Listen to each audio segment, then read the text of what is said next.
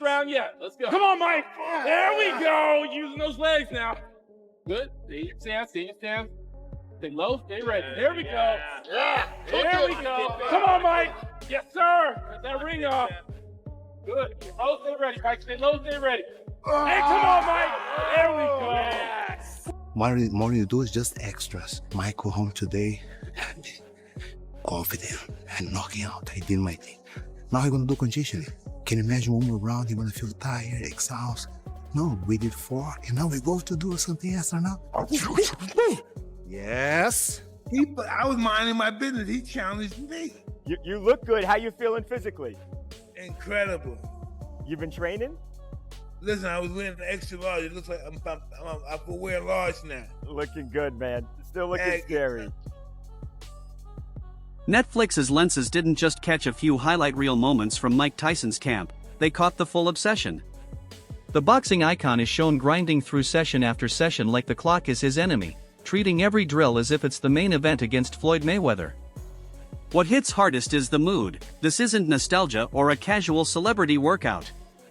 It's raw intensity, with Tyson pushing past comfort and fatigue, flashing the kind of force that reminds everyone why his name still carries a little fear in it.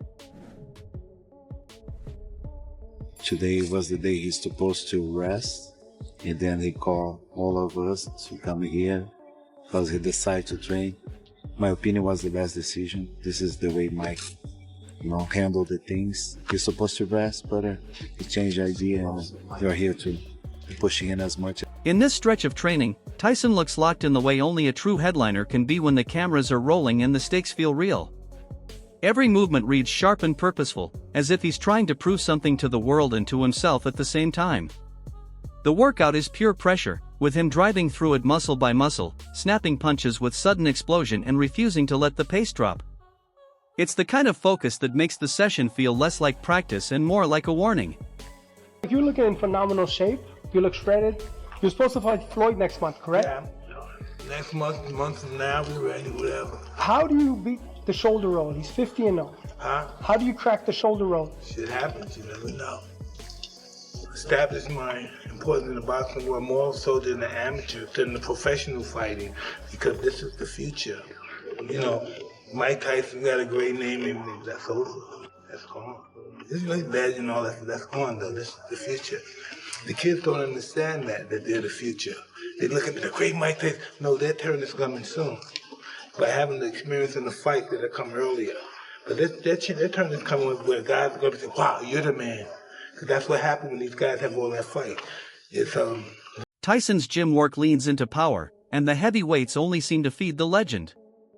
He strings together combinations with that signature menace, keeping his energy high and his timing tight, like the years haven't taken a single inch from his presence. What stands out is how he mixes strength with sharp defensive habits, staying alert and reactive instead of just swinging for the cameras. The message is loud without him saying a word. He still knows how to control a room the moment he starts working. Yes. Look. Oh, yes. Go.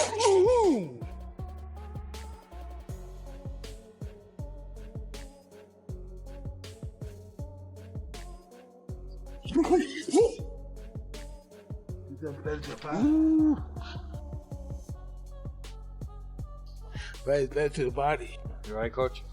Mike, hey, we need 10 seconds. Rafael Corderero frames Tyson as the rare athlete who never needed extra motivation to show up, because the competition itself is the fuel. In his view, Tyson isn't simply training for a bout, he's built for the thrill of the moment and the spotlight that comes with it.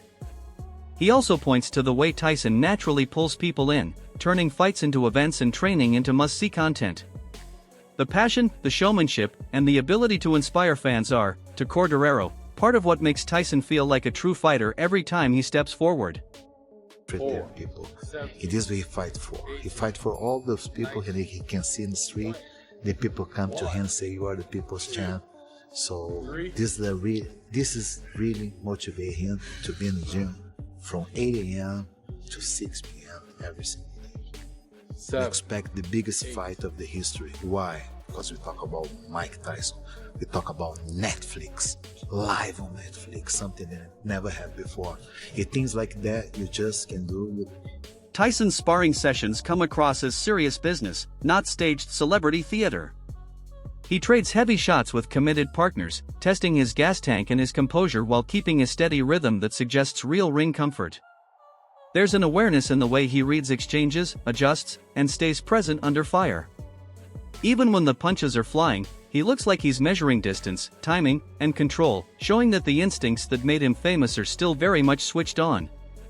Beautiful combination, Mike. Your head after you left. Shoot!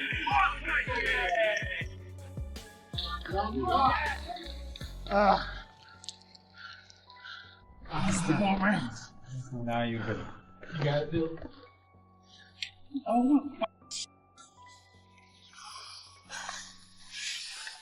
Got a box.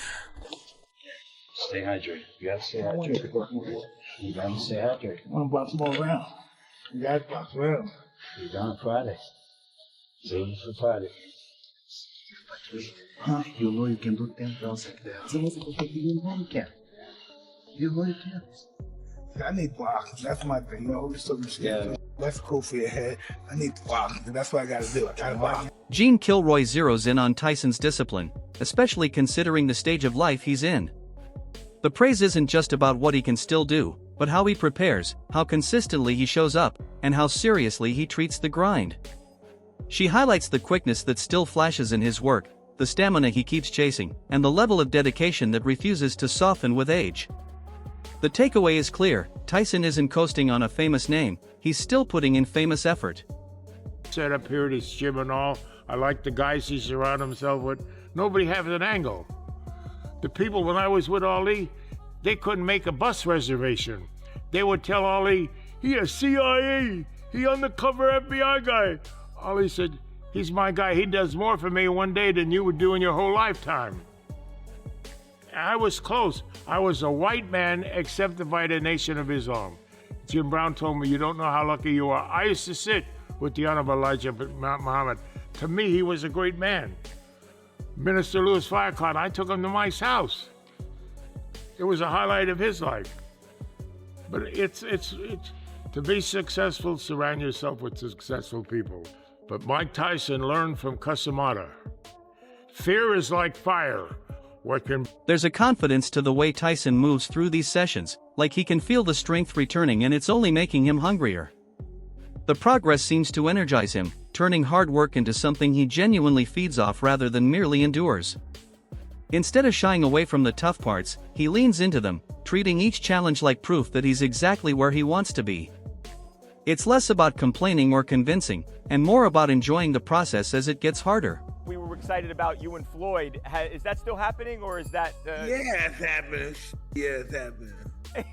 You think I give that up? Jeff Mayweather has been weighing in on the buzz around a Mike Tyson and Floyd Mayweather Jr. exhibition, and he understands exactly why it's become such a worldwide conversation. In his eyes, the matchup sells itself because it taps into two different kinds of fame that boxing fans can't resist. Tyson remains one of the sport's most instantly recognizable legends, and people are always curious about what he looks like when he returns to the ring. Floyd, on the other hand, built his brand on precision, defense, and an undefeated aura that keeps interest sky-high whenever his name is attached to any fight talk. Jeff also emphasizes that exhibitions are usually about spectacle and celebration more than proving who's better in the traditional sense. A meeting between icons, he suggests, is the kind of moment that sparks debate, lights up social media, and gives both men another headline-worthy chapter under the boxing spotlight. Mike Tyson. Crazy thoughts. Yeah, it was announced yesterday, but how surprised are you that this fight's taking place? I mean, it doesn't seem like it's a fight that should happen, being that there's the size different, and there's also animosity between the two. But you can make money with anybody, so I mean, it's crazy, but they're not selling the size different, they're just selling the names. Well, I mean, the reality is this, that the two seem to not like each other. Makes sense. I'm for Mayweather, you're Mike Tyson. We're two of the biggest names in boxing history ever. Let's fight, let's get paid. The reality of this fight is They're both going to get paid. So he's kind of ushered in this era of, exhibitions being.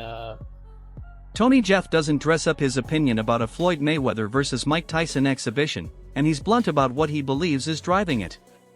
To him, this isn't about legacy, records, or rewriting history, it's about the business side and the paycheck. That's why they're doing it. They're not doing this for their legacy. This is actually an exhibition fight, which means it won't go on their records. They probably will be wearing bigger gloves than 10 ounce, and they'll be doing less rounds. I wouldn't even be surprised if they're doing 2-minute rounds like we're seeing Mike Tyson do with Jake Paul. So because of this, it's just a big money-making scheme for everyone that's involved. And that being said, when Mike Tyson fought Jake Paul, that was the same. But back then, we didn't know what was going to happen with that fight, because it was like, has Mike Tyson still got a little bit to be able to knock out Jake Paul? And we didn't know what to expect, because Mike was putting work in the build-up to that fight, talking about how he's going to destroy Jake Paul. So we kind of believed that. But now, Money Mayweather is doing what he's done throughout his full career. He's waited for the guy to box and then see what the